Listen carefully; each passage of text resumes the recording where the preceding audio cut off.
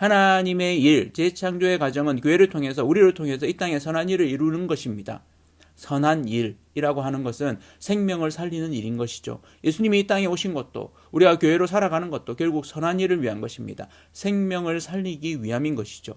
더 깊은 설교, 오늘은 복음이란 무엇인가 5번째 말씀으로 에베소서 2장 4절부터 10절까지 말씀을 나누도록 하겠습니다. 복음은 재창조이다라는 주제로 말씀을 나누겠습니다. 2장의 사진을 보여드리겠는데요. 한 장의 사진, 여러분 보시면 아시겠죠? 모나리자입니다. 누가 그랬는지 잘 아시죠? 레오나르도 다빈치. 두 번째 그림은 좀 잘 모르실 수도 있겠습니다. 닥터 가젯이라고. 그림의 풍을 이렇게 보면 빈센트 반 고흐가 그린 그림입니다. 고갱과 화가 공동체를 만들려고 하다가 실패하고 그 슬픔에 자신의 귀를 자른 이후에 찾아갔던 파리에 있던 의사입니다. 이런 초상화를 보면 이 초상화의 그 인물도 알게 되지만 그 초상화를 그린 사람에 대해서도 관심을 가지게 됩니다. 초상화를 보면서 초상화의 그림을 보면서 그 초상화가 누구인지도 중요한데 그 그린 작가에 대해서도 우리는 궁금해하게 됩니다. 그 그림이 더 대단한 작품일수록 그 작가가 빛나게 되죠. 중병에 걸렸던 환자가 낫게 되면 그 환자에게 집중되기보다는 그 환자를 고쳐준 의사를 다시 보게 됩니다. 암에 걸린 환자를 낫게 한 의사가 있다면 우리는 그 의사를 칭송하게 됩니다. 대단한 거죠. 그렇게 대단한 의사들이 있습니다. 그 대단한 의수로 말미암아서 낫게 된 사람을 보게 되면 그는 그 사람의 의수를 드러내는 살아있는 광고판이 됩니다. 그 사람을 볼 때마다 누가 이렇게 그 의사가 낫게 했어 라고 말하게 되는 거죠. 복음이란 무엇일까요? 죄된 인간에게 기쁜 소식 복음이 전해져서 이제는 더 이상 죽지 않고 영원히 살게 되었다면 그러한 일을 하신 분에 관심이 가게 됩니다. 그 일을 이루신 분이 누구실까 궁금해하게 되는 거죠. 그러한 복음의 능력을 경험하는 이는 그 일을 이루신 분을 드러내는 살아있는 광고판이 됩니다. 저와 여러분들이 하나님을 드러내는 살아있는 광고판입니다. 복음을 드러내는 살아있는 광고판인 거죠. 오늘 본문에서 제가 참 좋아하는 한 구절이 있습니다. 에베소서 2장 10절 초반부입니다. 우리는 그가 만드신 바라 라고 되어 있습니다. 표준 세번역에는 좀 더 쉽게 표현되어 있는데 우리는 하나님의 작품입니다 라고 표현되어 있습니다. 영어 성경 NLT에는 딱 이에 맞는 표현으로 되어 있죠. For we are God's masterpiece라고 되어 있습니다. 근데 이 masterpiece라는 부분을 보면 we인데도 불구하고 복수형이 아닙니다. 우리는 하나님의 작품들입니다 라고 표현하지 않고 하나님의 작품입니다 라고 표현하고 있습니다. 단수형입니다. 그 말은 뭡니까?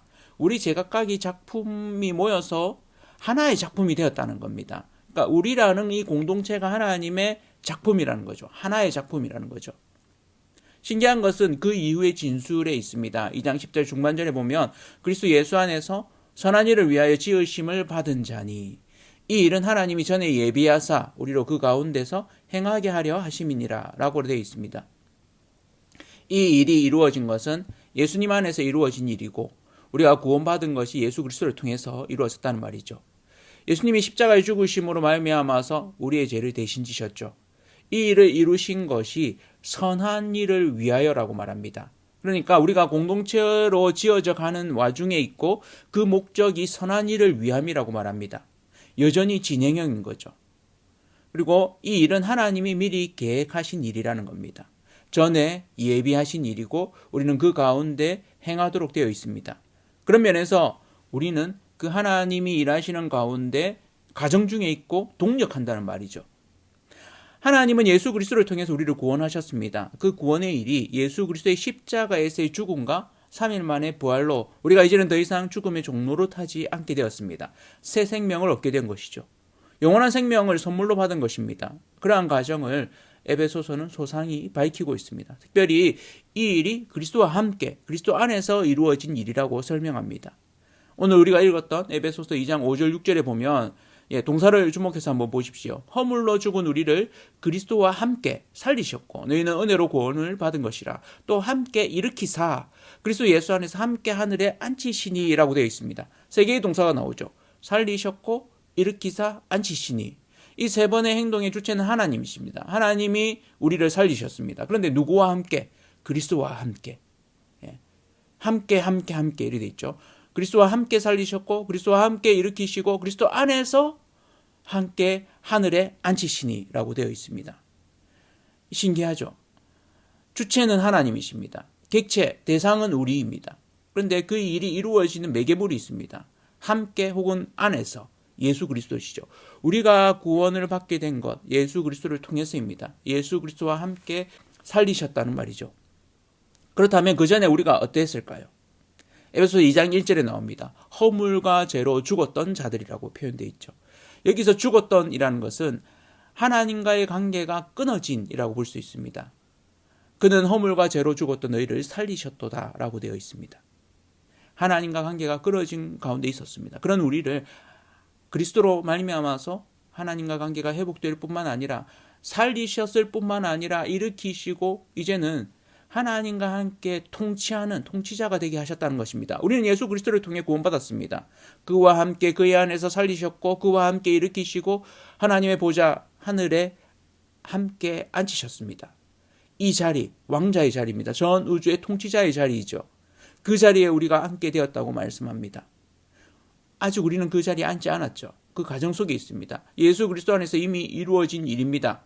예수님께서 이미 하셨기에 우리에게도 궁극적으로 일어날 일이죠. 하나님의 자녀로 온 우주를 통치하게 될 것이라고 말합니다.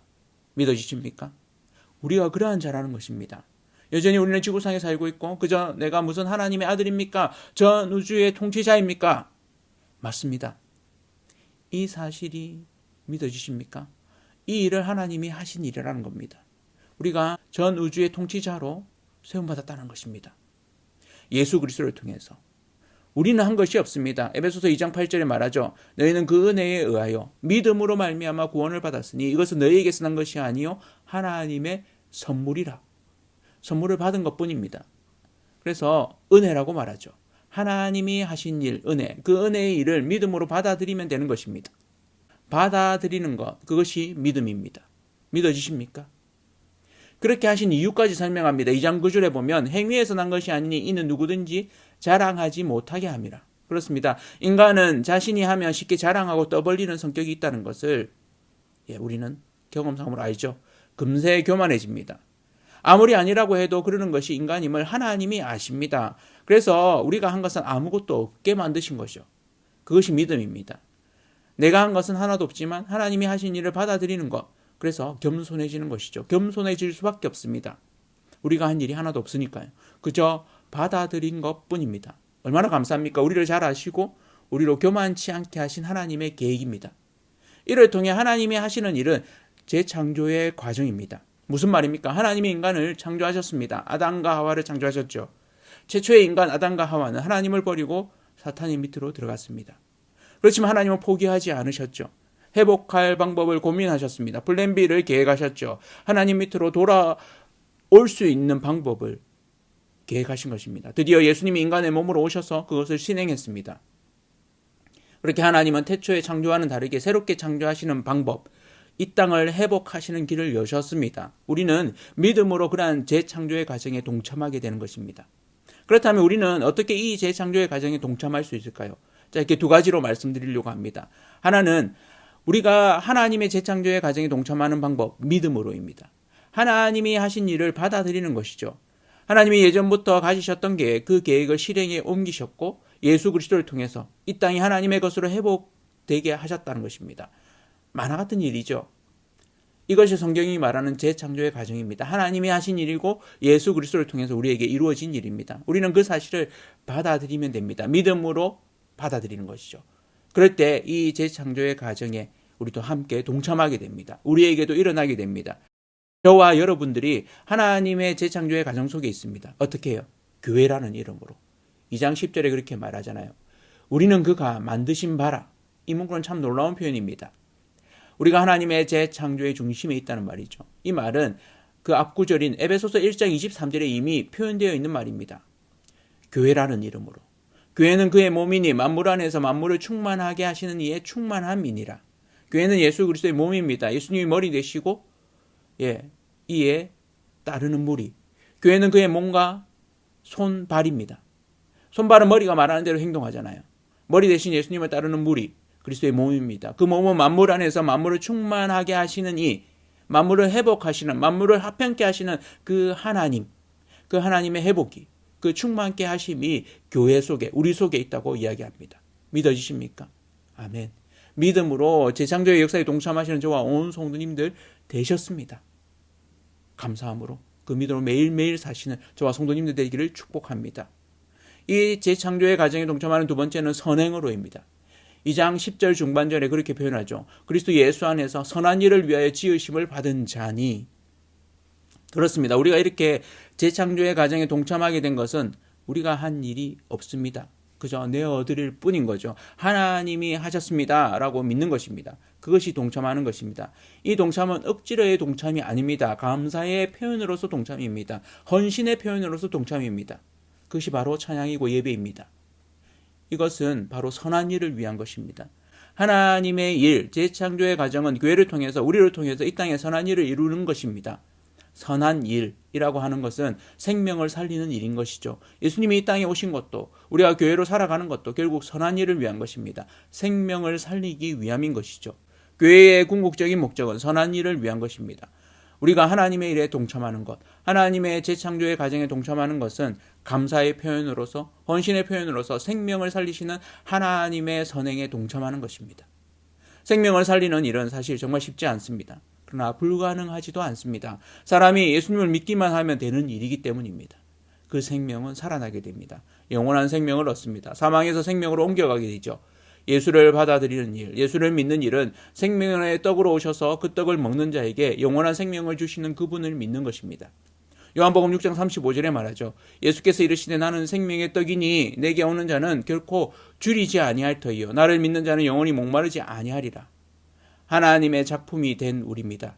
하나님의 작품으로 지어져 가는 우리가 하나님의 재창조의 과정 속에 참여하는 방법은 선행으로입니다. 우리가 선을 행하는 것은 구원을 얻기 위해서이거나 죄를 없이 하기 위해서가 아니라는 거죠.